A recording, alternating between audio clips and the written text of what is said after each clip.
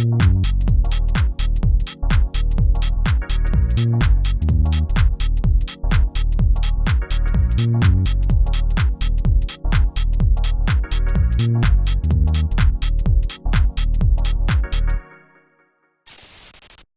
guys, it's Julian, and today I'm going to be showing you how to make Fuse London style deep, chill, minimal house. So, as usual, you get the project file and samples and MIDI and presets and all that kind of stuff in this video in the description. And if you're a patron on my Patreon, check there because it'll be available there shortly.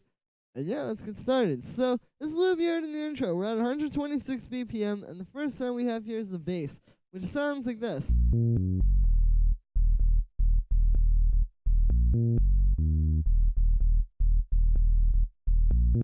So, I'll show you the notes first. Basically, we have this kind of pattern where it plays this little thing at the start, and then it just goes to kind of droning on this D sharp. That's the key we're in, is D sharp minor.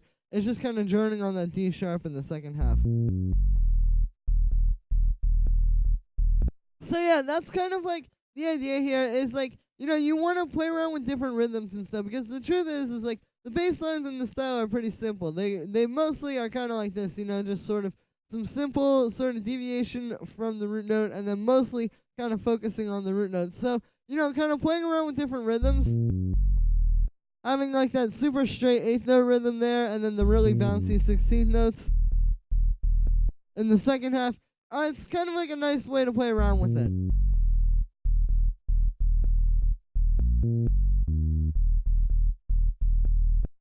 And yeah, and then for the sound on this one, I made it using operator. What we have here is basically just, what it is just 3 sine waves kind of doing some FM. I'll show you, like, here's just a sine wave on its own. Here's with the second one. And then with the third one. So you can hear what's happening there. Is basically these are adding more and more harmonic content to the sound. If you listen, or if I look at this on a spectrum, I can kind of show you, like, you can see, okay, so if we just have the one oscillator playing and it's just a sine wave, you can see we're only getting that one harmonic there, the fundamental harmonic. And this is why you can really only feel it and you can't really hear it that well. When we add in the second oscillator, now all of a sudden, now we have some more harmonics on there. And then when you bring the third one in on top of that, so now we still have a deep and bassy sound, but it's a lot easier to hear and kind of like, yeah, it's a lot more audible. You know, it's not just like a subby sine wave that's like shaking the ground. So that is it for Inside of the Synth. It's a pretty simple sound, you know. The key here is just getting something simple and warm and clean like that, and then kind of writing a nice bass line with it. But after that, I do have a few effects. The first thing I have here is the saturator, so here's without it. And then with it, so you can hear this is fattening up the bass, and what this is doing is actually very similar to what the FM synthesis was doing. You can see, here's without the saturator, and then with it. So you can see it's adding more harmonic content on top of the sound, and that is what's causing it to sound fatter. So yeah, that's basically how distortion works. Like, for example, when you have a really like over-the-top distortion, like, you know, something like that, it's just adding so many harmonics to the sound that it sounds really loud and crazy like that. But that on the most basic level is what it's doing. So yeah, and then after that, the only other thing I have on there is just an EQ8 cutting out the, like, sort of around 100 hertz range. This is basically where the kick is hitting. So if I play this for you with the kick, you can hear right now they fit together really well. Like, I didn't even have to sidechain the bass or anything. They just fit really tightly together. If I turn off the EQ8, you can hear there's a little bit more clashing there, I feel like. Versus with it, yeah, it just kind of scoops out that range and makes room for the kick. And that is it for the bass. So the next thing that we have here is this little stab, which sounds like this.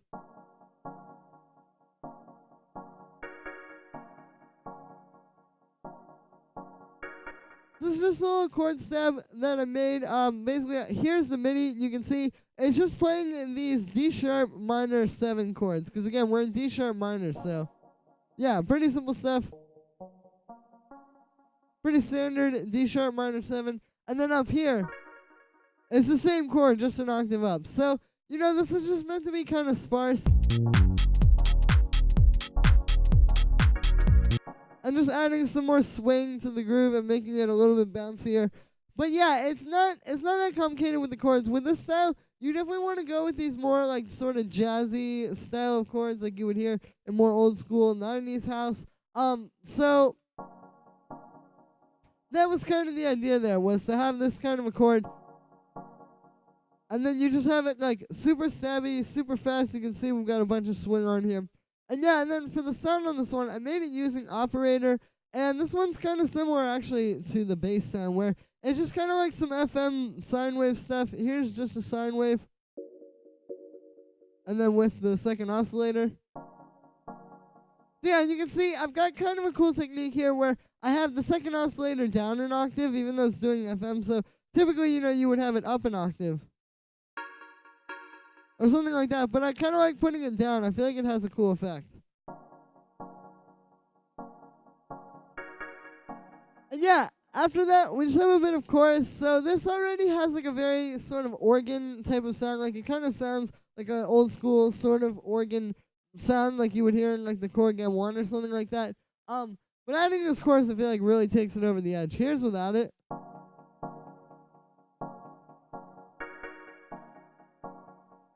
It's kind of subtle, but it really gives it that like watery kind of organ or like Rhodes kind of texture. So yeah, that's the chorus. After that, I have a bit of echo. Here's without it. You can see I have it on 8th notes. This works well when you have something that's really swung like this, because you can hear the delay is also swung. It's like the delay is also bouncing off the beat at the same time. So yeah, that's the echo. After that, we have a bit of reverb. Here is without that.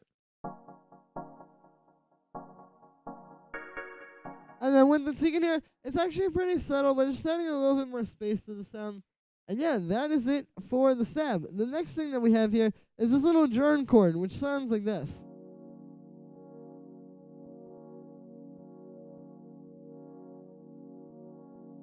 And so what this is it's just playing a D sharp minor 7, same chord that the stab was playing.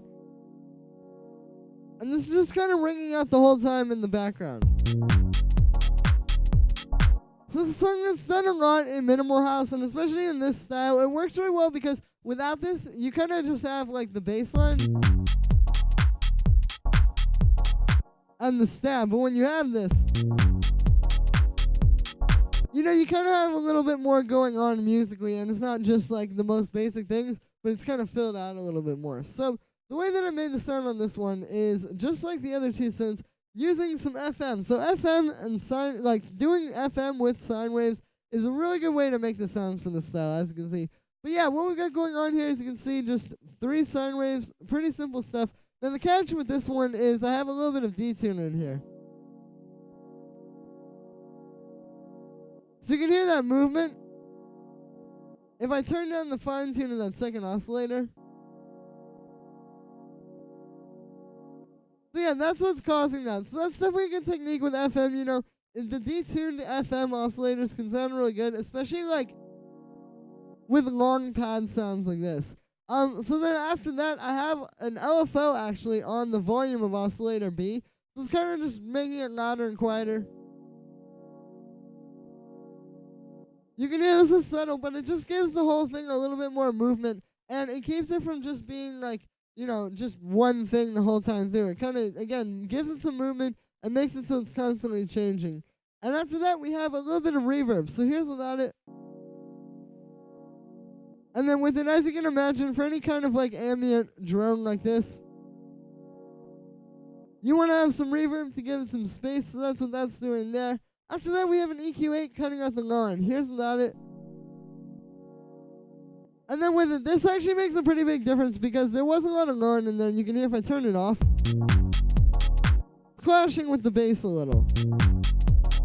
But that EQ just helps to kind of put it in its own range where it belongs and keep it out of the way of the other stuff. And yeah, next thing we have here, that is it for the drone chord. The next thing we have here is the kick, which sounds like this. So this kick is pretty simple. You can hear it's just this punchy, sort of like 909 style kick.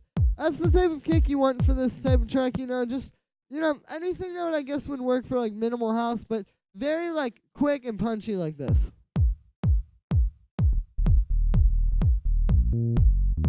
You can hear it fits really well under these kinds of bass lines, and that's really what you want to be thinking about. Like when I started this track, I just started with the kick and the bass line, and then kind of built everything on top of that. So everything is like really meant to be sort of playing off of how well the kick and the bass line work together. So that's kind of all that goes to say, that's kind of the idea behind this type of sound, is that it fits really well with the bass, and you always want to make sure you're doing things to make them work together. So for effects on here, I have a few. The first thing we have here is a drum bus. Here's without it. And then with it, so you can hear this really helps with the sound. It's really like fattening it up, giving it a lot more just power and kind of strength in the mix. So definitely, that just goes to show you like this kind of stuff is really important. You can't just have like a dry kick. You want to have some kind of effects on it at all times, because it's like you don't want to just be playing a dry sample. Then you're basically just playing a sample pack. Like, you're just playing back the sounds from your sample pack. When you add the effects to it and stuff and start processing it and making it your own, that's when you really like bring it to life and make it your own and kind of put it into your own track. So yeah, after the drum bus, I just have the CQ8 here. Here's without it. And with it, you can hear it's just kind of scooping on some of that low mid-range and getting rid of some muddiness. And yeah, that is it for the kick. Next thing that we have here is the hi-hats, which sound like this. So basically what we got here is we have like a closed hi-hat, which you can hear is very swung, and then an open hi-hat. Playing on the upbeats. So with this one, it's more about the sample selection than anything. Like here, for example, it's like a very sharp, almost like a UK garage style hi-hat, and then this one, it's like a really short, tight one. You don't want super huge drum sounds for this style.